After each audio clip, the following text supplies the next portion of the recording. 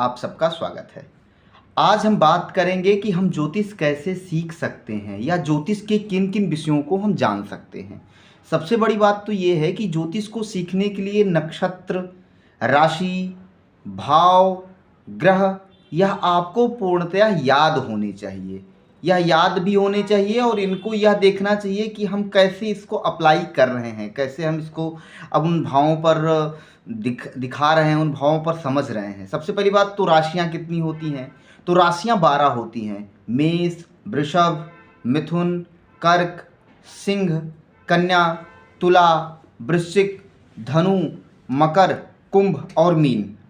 इसके अलावा नक्षत्र कितने होते हैं? नक्षत्र 27 होते हैं। अश्विनी, भरणी, कृतिका, रोहिणी, मृगशिरा, आद्रा, पुनर्वसु, पुष्य, अश्लेषा, मघा, पूर्वा फाल्गुनी, उत्तरा फाल्गुनी, हस्त, चित्रा, स्वाति, विशाखा, अनुराधा, ज्येष्ठा, मूल, पूर्वाषाढ़ा, उत्तराषाढ़ा, अभिजित, श्रवण, धनिष्ठा, पूर्वा भाद्रपद, उत्तरा भाद्रपद, रेवती। और इसी से उत्तराषाढ़ा से कट करके अभिजित नक्षत्र बनता है, तो 28 नक्षत्रों की संज्ञा दे दी जाती है उसको। हालांकि 28 नक्षत्र होते नहीं, उसमें संज्ञा एक नाम दे दिया गया कि उस भाग को हम 28वां नक्षत्र मानेंगे, अभिजित को।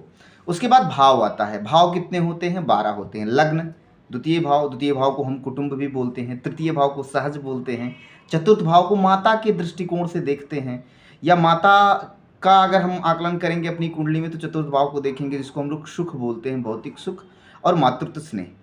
पंचम भाव को हम पुत्र संतान विद्या के लिए देखते हैं। षष्ठ भाव को रोग ऋण शत्रु को देखते हैं। सप्तम भाव को पत्नी, जया, पार्टनर, इन सभी चीज़ों के लिए। अष्टम भाव को मृत्यु, कष्ट, गुप्त, इन सब चीज़ों के लिए। उसके साथ साथ नवम भाव को भाग्य, हमारे भाग्य के साथ साथ धर्म की स्थिति।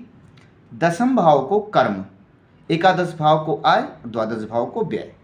ये हमारे नक्षत्र, राशि और भाव की बात हो गई। अब हम ग्रह की बात करते हैं। तो ग्रह में हमें नवग्रह प्राप्त होते हैं। साइंस इसको चंद्रमा को ग्रह नहीं मानता, उपग्रह मानता है, लेकिन अगर हम देखें तो हमारे यहाँ 9 चंद्रमा को भी ग्रह मानते हैं।